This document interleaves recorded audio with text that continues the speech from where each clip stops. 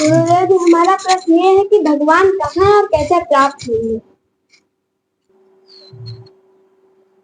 देखो, भगवान जो है क्या सर्वत्र है। भगवान का जो स्वरूप है तो सर्वत्र है। सर्वत्र माने सब जगह एक समान रूप से भरा है। जो सत्ता वो भगवान। अब परमात्मा है तो वो समर्थ है, तो समर्थ होने के नाते भक्त जिस रूप में चाहे उस रूप में भी उसको मिल जाते हैं, जिस रूप में चाहे। जैसे तुमको मान लो भगवान कृष्ण प्रिय है तो भगवान कृष्ण के नाम से कोई मंत्र जपो तो कृष्ण बनकर तुम्हारे हृदय में प्रकट हो जाएंगे। तुमको भगवान राम प्रिय है तो वो राम बनकर हृदय में प्रकट हो जाएंगे। कहने का मतलब जिस भाव से या जिस रूप को आप इष्ट मानकर भगवान को बुलाएंगे, पुकारेंगे, उनसे प्रेम करेंगे, उस रूप में भी परमात्मा प्रकट हो जाता। लेकिन उसका जो विशुद्ध स्वरूप है वो निराकार है और सब जगह उपलब्ध है, सब जगह। जैसे एक छोटी सी कथा बताऊं, बिटिया तो जानती होगी। जैसे लिखा है कि वो जब भगवान राम का अवतार हुआ है उस समय की कथा लिखी कि सारे देवता मिलकर भगवान को पुकारने लगे कि पृथ्वी पे बड़ा कष्ट है तो प्रभु कृपा करो, अवतार लो धरती पे। तो शंकर जी जगत गुरु कहे जाते, शंकर भगवान। तो लिखा है उन्होंने कहा, रामचरितमानस में लिखा कि उमा तेहि सभा मध्य में रहे वो। उन्होंने अपनी पत्नी, उनको कथा सुना रहे हैं तो उन्हीं से कह रहे हैं कि उस सभा में मैं भी था। अवसर पाए बचन अस कहे वो। जब हमसे पूछा गया कि भगवान कैसे मिलते हैं और कहाँ रहते हैं, यही जो तुम्हारा प्रश्न है यही प्रश्न था। भगवान कहाँ रहते हैं और भगवान कैसे प्राप्त होते हैं। तो शंकर जी उत्तर देते हैं कि उमा तेहि सभा मध्य में रहूं, अवसर पाए बचन अस कहूं। जब मुझसे पूछा गया तो मैंने ये बात कही। क्या कहा भगवान ने? हरि व्यापक सर्वत्र समाना। भगवान सर्वत्र समान रूप से भरे हुए। वो इन आंखों से हम नहीं देख पाते, लेकिन आंखों से देखने की जो ताकत है वो भगवान ही है। इतने नजदीक है समझो। आंख से भगवान नहीं देख रहे हो, भगवान की माया देख रहे हो। ये सब माया है जो बाहर है। माया माने जो भगवान प्रकृति की रचना उनकी शक्ति करती वो माया का कार्य है। तो आंख से माया दिखती है, लेकिन आंख देखती मायापति की ताकत से, माने भगवान की ताकत से देखती। तो भगवान कहाँ है? अगर ताकत आंख में देखने की ताकत उनकी है तो भगवान कहाँ है? अंदर हुए कि नहीं हुए? अंदर की शक्ति हुई कि नहीं हुई? मुख से बोलने की ताकत, हाथ से करने की ताकत, बुद्धि में विचारने की ताकत, कानों से सुनने की शक्ति, ये जितनी ताकत है, चैतन्यता है, यही भगवान का रूप है। ये शक्ति भगवान की। विशुद्ध रूप बाद में मिलता है, लेकिन ये जो शरीर में व्याप्त चेतना है यह भगवान का ही अंश कहा जाता। ईश्वर अंश जीव अविनाशी। तो शंकर जी ने वहां का उपाय बताया था कि हरि व्यापक सर्वत्र समान। भगवान सर्वत्र व्यापक रूप से विद्यमान है। तो कहा मिलते कैसे हैं? तो कहा प्रेम से प्रकट होत मैं जाना। शंकर जी कहते हैं मैं ये बात जानता हूं क्योंकि मैं भगवान का नाम पुकारता रहता हूं। भगवान का एक मंत्र है खडाक्षर मंत्र, राम रामाय नमः। यही शंकर भगवान निरंतर अपने हृदय में जपते हैं और इसी के वशीभूत होकर उनके हृदय में भगवान प्रकट है।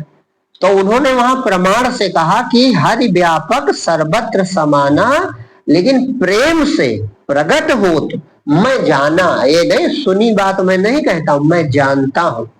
मेरे हृदय में प्रभु प्रकट है तो इसलिए मैं जानता हूं कि अगर प्रेम से उनको निरंतर बुलाया जाए तो वो हृदय में प्रकट हो जाते हैं।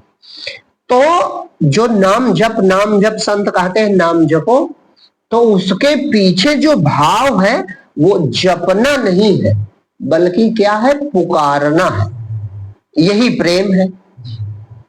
प्रभु हमारे हृदय में हो और प्रभु तुम सर्वत्र हो, तो ऐसी कृपा करो कि हमारे हृदय में प्रकट हो जाओ। निरंतर यह नाम पुकारना, निरंतर यह नाम पुकारना, यही भगवान इससे प्रसन्न हो जाते हैं और भक्त के हृदय में प्रकट हो जाते हैं। ये सरल मार्ग है। अब तुम जिस नाम रूप से चाहती हो, परमात्मा उस रूप से भी प्रकट हो जाएगा। जो रूप तुमको प्रिय होगा, जिसको हम पसंद करते हैं, भगवान उस रूप में भी प्रकट हो जाएंगे। लेकिन उस रूप में प्रकट होकर भी भगवान समझाते हैं कि मेरा जो सच्चा स्वरूप है वह भी भक्त को जानना चाहिए। तो यह भी वही करेंगे, भगवान ही, यह भी दोनों काम परमात्मा ही करता है। वह साकार रूप में भी प्रकट हो जाता है और उसके बाद जीव को अपने में मिलाकर निराकार जो अपना अंतिम रूप है वह भी दिखा देता है। दोनों काम परमात्मा करता है। भक्त को क्या करना है?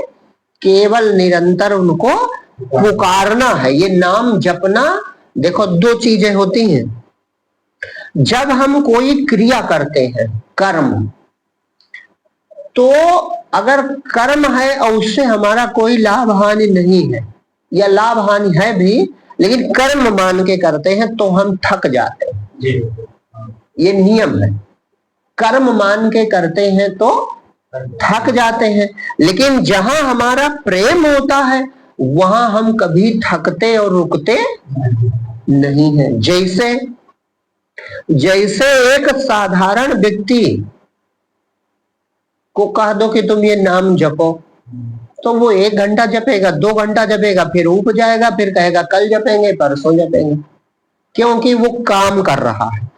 लेकिन मान लो जैसे तुम्हारी मम्मी है, उदाहरण के लिए, और 10 दिन से कहीं दूर है, तुमको पता है तुम घर में अकेले की मम्मी बीमार है, पता नहीं ठीक हो कि ना हो, अस्पताल में, तो एक को पल इनको भूलोगे?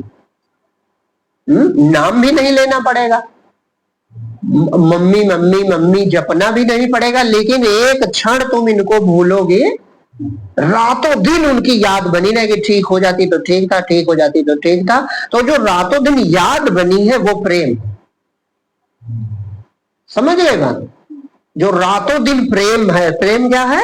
रातों दिन याद बनी रहेगी, भूल नहीं पाओगे। चाहे नहाओ, चाहे स्कूल पढ़ने जाओ, चाहे खाना खाओ, चाहे जो काम करो, लेकिन सब कुछ करते हुए भी उनकी याद तुमको भूलेगी नहीं।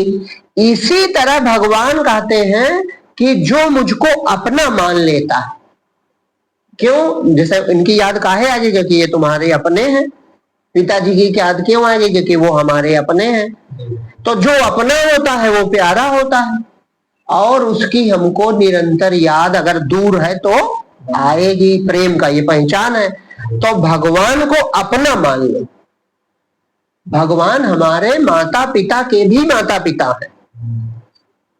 शरीर के माता पिता ये है, लेकिन अंदर जो शक्ति है जो मृत्यु में निकल जाती है वो भगवान का अंश है।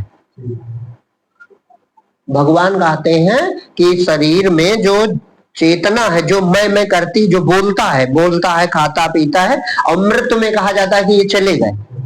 तो ये भगवान का अंश है, ईश्वर अंश है ये।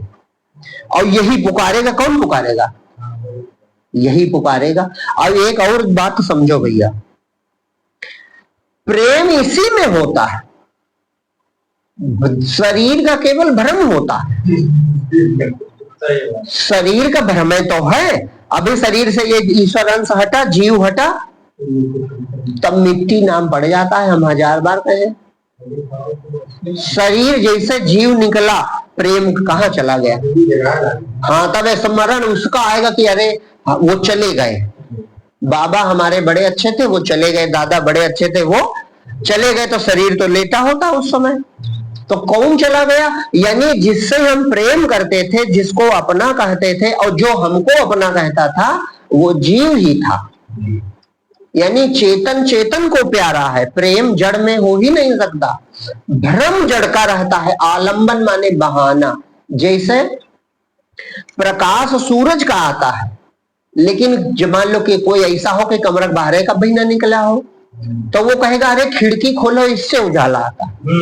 तो भ्रम खिड़की का है, वो जो ढांचा खिड़की है उसका भ्रम है, उस पार से जो उजाला आ रहा है वो सूरज का है। और चाहे इस खिड़की से आवे, चाहे उस झरोखे से आवे, चाहे उस खिड़की, हर खिड़की से उजाला एक ही सूरज का आ रहा।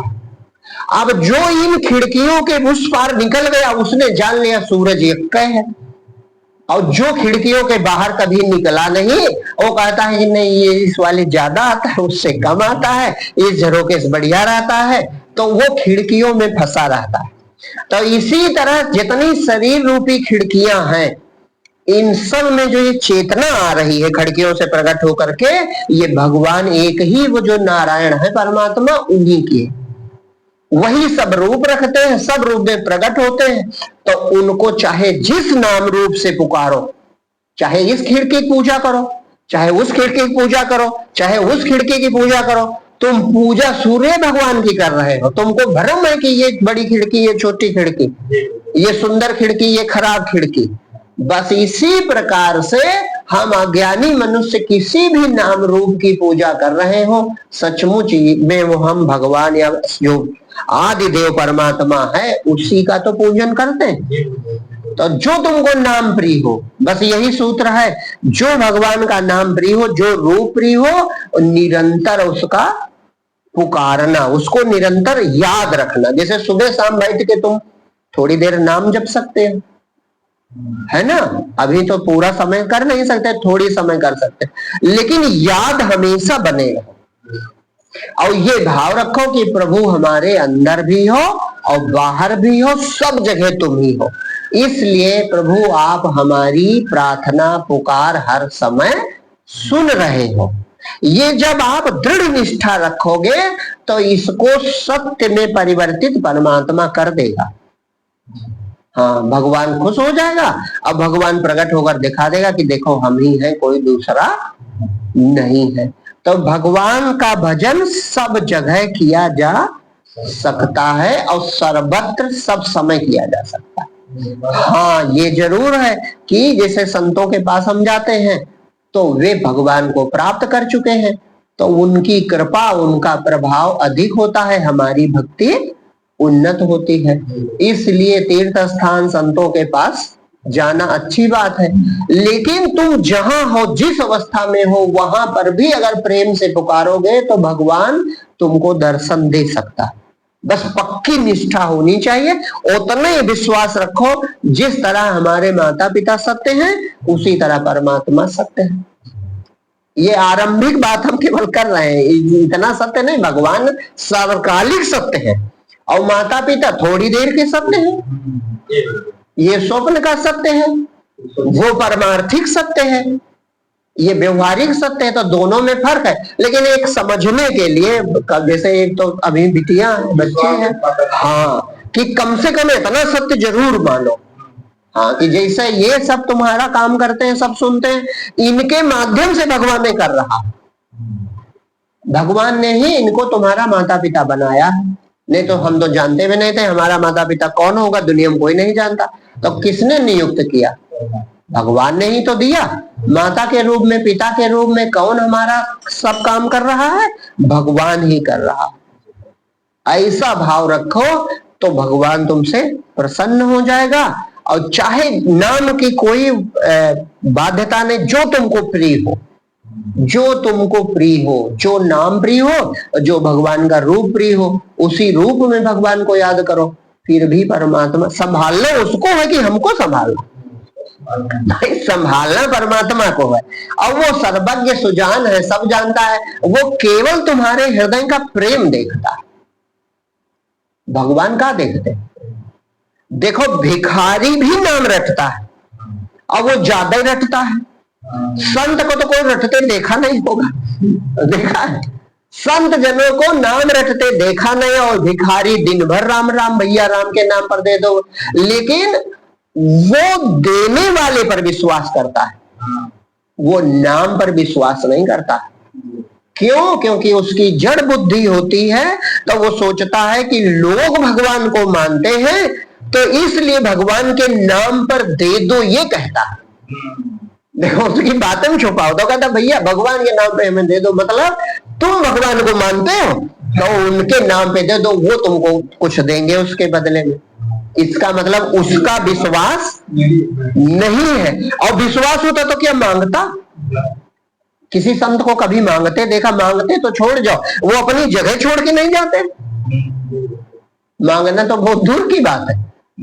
तो कोई संत, कोई भक्त कभी भगवान का नाम मतलब लेकर कुछ मांगे दुनिया से, ऐसा देखा? और भिखारी दिन भर मांगते हैं। तो का कारण? दोनों में भेद क्या?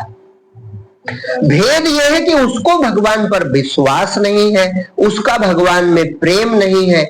इसी कारण वह भगवान का, उस नाम का जिसका अनंत महत्व लिखा है, कहां कहां लग नाम बढ़ाई, राम न सके नाम गुण गाई, इतनी बड़ी महिमा नाम की है। लेकिन वो भिखारी दिन भर नाम को एक एक रुपए में बदलता रहता है कि कोई 1 रुपया दे दे, कोई 10 रुपया ही दे दे।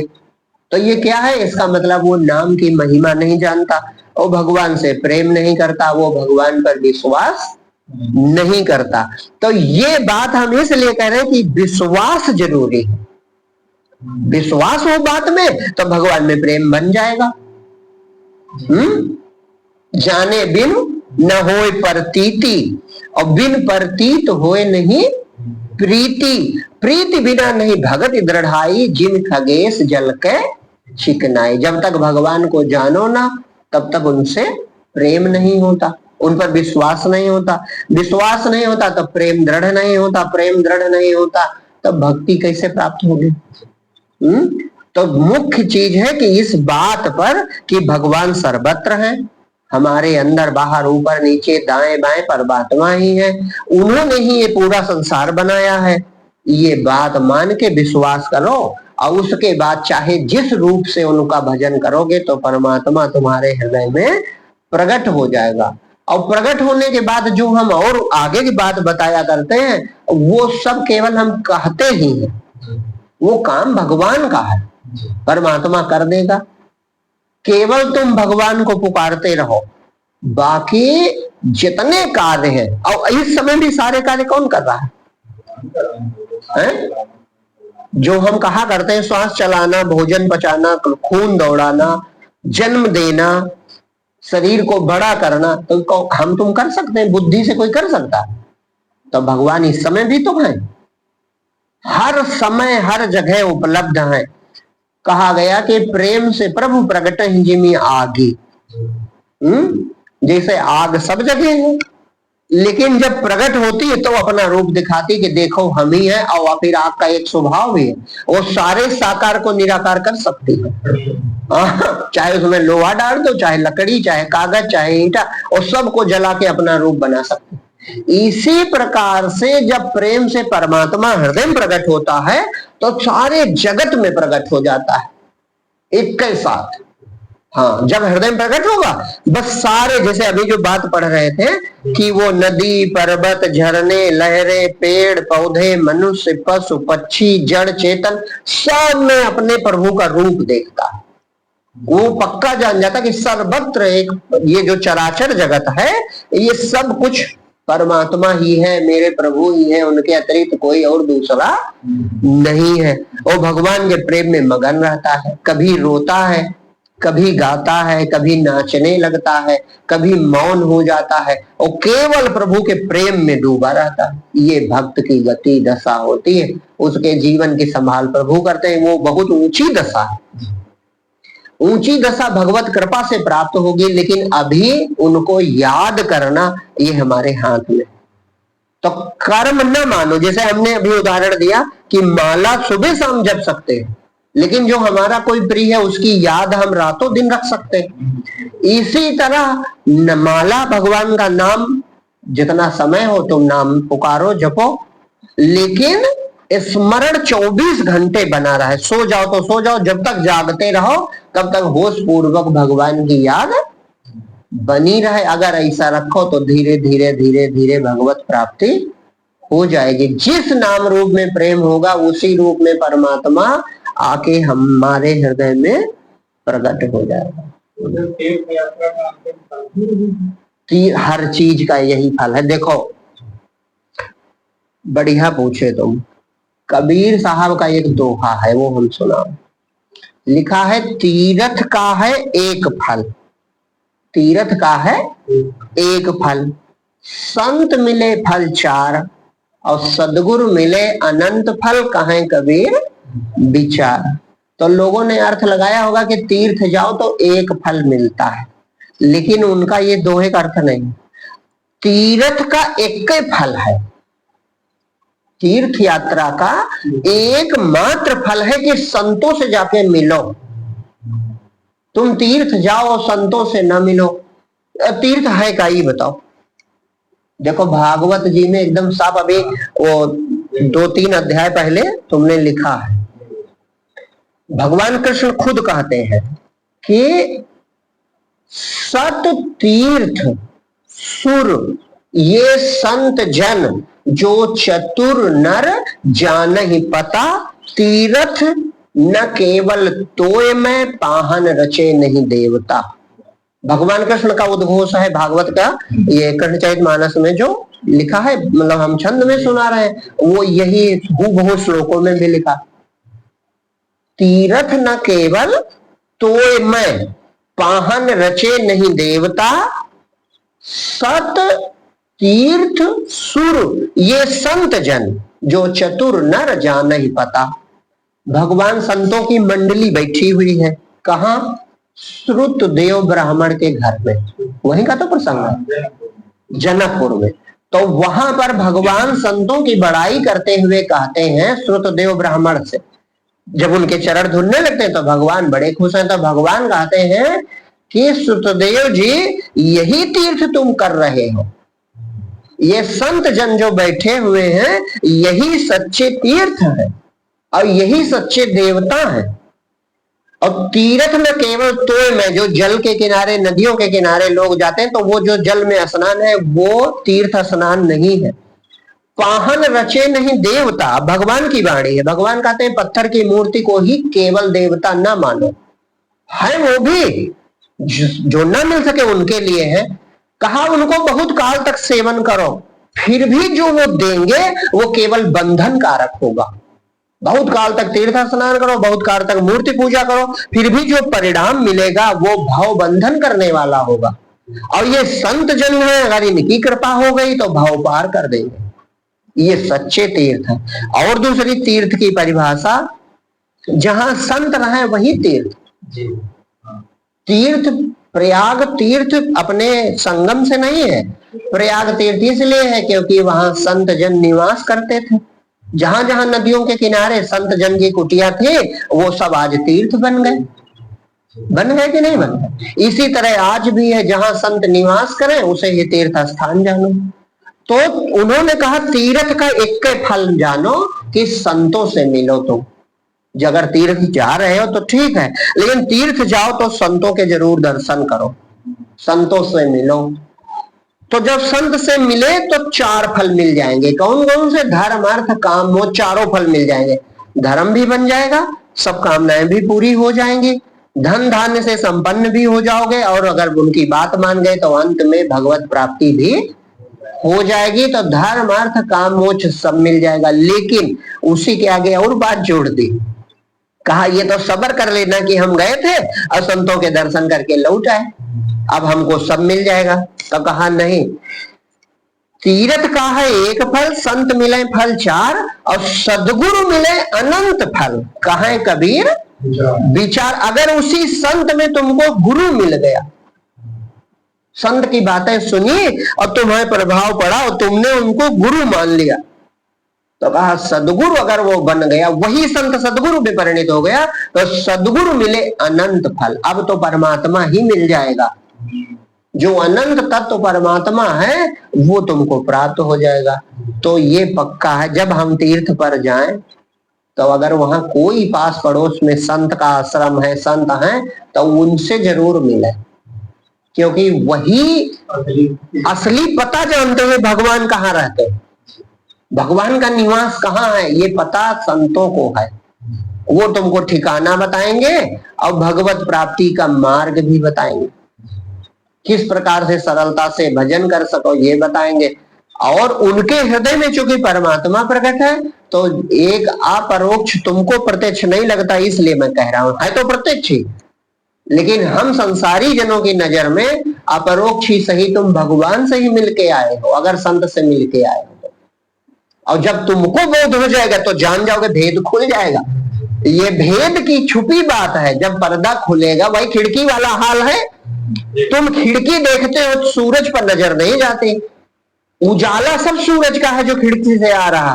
इसी तरह तुम शरीर रूपी खिड़की देख के वही को प्रणाम कर लेते, खिड़की को प्रणाम कर लेते। दृष्टिकोण सूरज पर नहीं जाता। बोल कौन सकता है, चल कौन सकता है, देख कौन सकता है, अगर ईश्वर का प्रकाश उसमें ना आ रहा हो या तुम में ना आ रहा हो तो क्या आप बोल पाओगे कि हम बोल पाएंगे? तब प्रकाश तो सूर्य का आ रहा है कि नहीं है? शरीर तो एक झरोखा है जिससे परमात्मा का प्रकाश आ रहा है।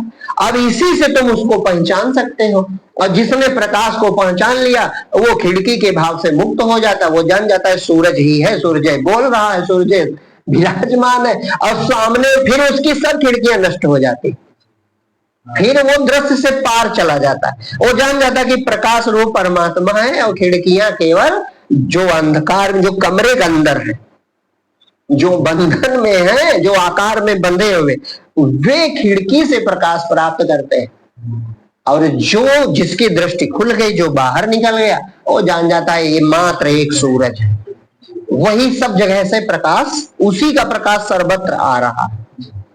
तो ये ऊंचा अंतिम ज्ञान भी तुम्हें प्राप्त हो जाएगा। लेकिन सबकी जड़ में, वो चाहे कोई बालक हो, चाहे वृद्ध हो, चाहे युवा हो, सबके लिए एक सूत्र है। नहीं केवल बिटिया का प्रश्न तो इन्हीं की बात, सबके लिए है कि भगवान को अपना मानो, भगवान से निरंतर प्रेम करो, बाकी कार्य वह परमात्मा कर देगा। चाहे तुम निराकार चेतना के उपासक हो, फिर भी प्रेम करना पड़ता है, हाँ, फिर भी शरणागत होना पड़ता है कि प्रभु हमारे सर्वस्व तुम हो। जैसे अभी वहां पढ़ा भजन में, उसमें तो वहां क्या कहता है वो संत कि प्रभु हमारा सर्वस्व तुम हो, तन मन इंद्रिय प्राण जीवन सर्वस्व तुम ही हो भगवान।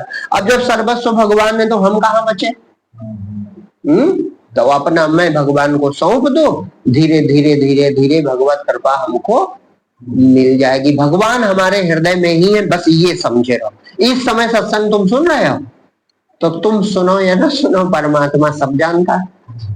हम सब लोग उसके हृदय में ही तो हैं। तो जब उसी के अंदर है, उसी के हृदय में, उससे बाहर जा नहीं सकते, तो कौन ऐसी चीज है जो उससे छुपी है?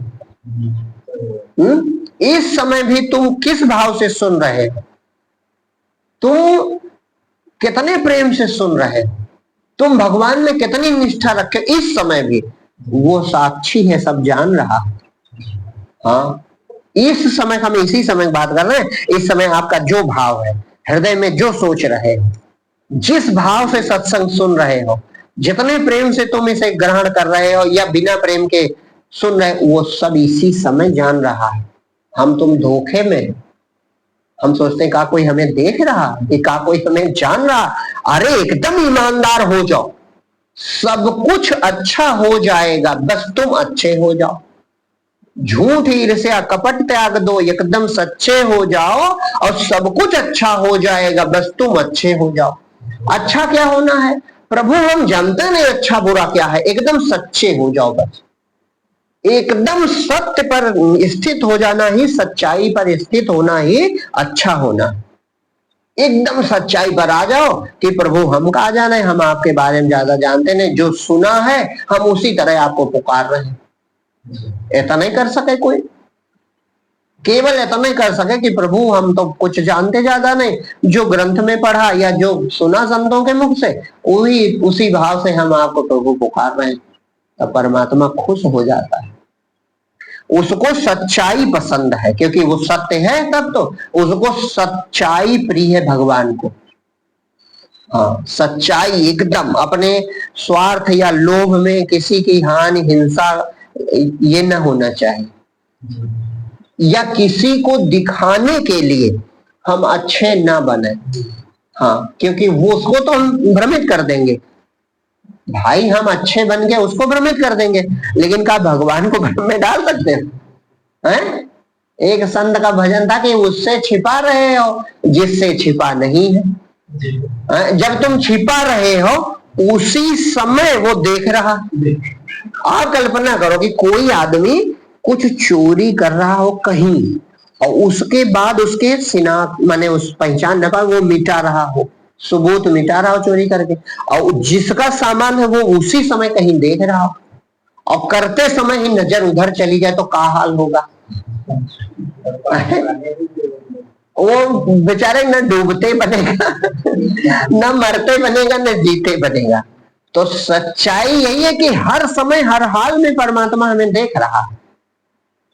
तो तुम केवल का हमें कोई कभी कौन है, कमी हम कहा जाना है, अच्छाई कहा जाना है, बस हम भगवान के हो जाएं, यही निष्कपट भाव है। अच्छे बनकर नहीं होना है और बुरे बनकर भी नहीं होना है, जैसे हैं वैसे प्रभु हम आपके हैं। देखो प्रार्थना एक लिखी है कि नीके नकारे भले या बुरे प्रभु जैसे भी हैं हम आपके हैं। हम अच्छे बन के नहीं, हम जैसे नीके नकारे, चाहे अच्छे हैं चाहे बुरे, भले या बुरे प्रभु जैसे भी हैं हम आपके हैं। तो बस इस तरह सौंप दे कि प्रभु हम आपके हैं और आपको पुकारते हैं, आपको पाना चाहते हैं, तो भगवान बहुत जल्दी कृपा करें। भोले भाले भक्तों को भगवान जल्दी से मिल जाते हैं, और बड़े बड़े जानकार ज्ञानी इसी में डूबते रहते हैं। हाँ, बड़े बड़े ज्ञानी इसी में डूबते उतराते हैं, और भोले भाले भगवान को पा जाते हैं। क्योंकि भोले भाले में खूबी क्या होती है? भोले भाले भक्त में खूबी ये होती, वो पहले ही हार मान लेता है कि प्रभु हमारे ना तो करने की, आपको पाने की कोई शक्ति है, और न कोई हमें विद्या ही आती है। जैसे भजन है, प्रभु मैं मूर्ख अज्ञानी भगति तेरी कैसे करूं, और अगली लाइन है, मैंने कोई कला नहीं जानी, मैं आपको रिझाने की कोई कला नहीं जानता हूं। तो इसलिए प्रभु भक्ति क्या कर पाएंगे, अब जैसे हैं वैसे ही आपको पुकार रहे हैं, तो भगवान इन्हीं से रीझ जाते। संतों ने अनुभव करके देखा है कि जो भोले भाले लोग होते हैं, एकदम सरल सीधे, भगवान उनको मिल जाता है। और जो बड़े ज्ञानी बनते हैं, बड़े धर्मात्मा, बड़े जानकार, नियम के बड़े पक्के, वे नियम में फंसे रहते हैं। हाँ, वो बंधने में पड़े रहते हैं, पता चला तो वृद्ध हो गए, और भगवान के बारे में बहुत कुछ कहा सुना समझाया दूसरों को, खुद को, लेकिन भगवान न मिले। सतोगुणी अहंकार भी बन जाता है। अहंकार तो बन ही जाता है कि हम इतना जानते हैं, इतनी कलाएं, इतनी विद्या जानते हैं, इतने ग्रंथ पढ़ चुके, हम इतने ज्ञानी हैं, ले उसी में फंस गए। और भोला भाला भक्त जो है वो ये कहता है कि प्रभु हम कुछ नहीं जानते, हमने थोड़ा बहुत जो पढ़ा सुना है उसी के आधार पर ये भरोसा हमारा पक्का है कि हम जीवित हैं, हमारा सब जीवन चल रहा है तो आपकी कृपा से ही चल रहा है, आप ही विद्यमान हो। बस प्रेम से भगवान का भजन करो, भगवान को अपना मानो, हृदय में विद्यमान मानो, हर समय भगवान को साक्षी जानो। हर समय, देखो एक चीज बहुत जरूरी, हर समय भगवान को साक्षी जानो। साक्षी माने वो हर समय हमको देख रहा, हर समय देखता है तुझे, सामने भी कभी आएगा। करना मत छोटा मन तू कभी, एक दिन उसको पा जाएगा। देख ले उस अमर ज्योति को, दृष्टि तुझ में है ऐसी कहां, किंतु विश्वास रख हर समय वो वही है तू रहता जहां। भगवान वही है जहां तुम हो, तुम्हारे हृदय में हर समय देखता है तुझे, और सामने भी कभी आएगा। करना मत छोटा मन तू कभी, एक दिन उनको पा जाएगा। भगवान को एक दिन आप पा जाओगे, बस पूर्ण भरोसा रखो, पूर्ण भरोसा रखो और निरंतर भगवान का भजन करो। जितना भरोसा दृढ़ होगा जितना विश्वास आपका पक्का होगा उतनी जल्दी भगवान मिलते हैं। ये हम अनुभव की बात बता रहे हैं। जितना हमारा विश्वास कम होता है, भरोसा दृढ़ नहीं होता, उतनी देर लगती है बस। और भगवान के यहाँ देर है ना दूर है। भगवान के यहाँ देर और दूर यानी काल और देश दोनों झूठा। दूर का मतलब देश और देर का मतलब समय। तो देर और दूर भगवान नहीं है। भगवान नित्य निरंतर सर्वत्र विद्यमान है। बस कमी हमारी है दृढ़ विश्वास, पूर्ण श्रद्धा, पूर्ण प्रेम, ये नहीं बन पाता। हाँ, यही बन जाए कल्याण हो जाए।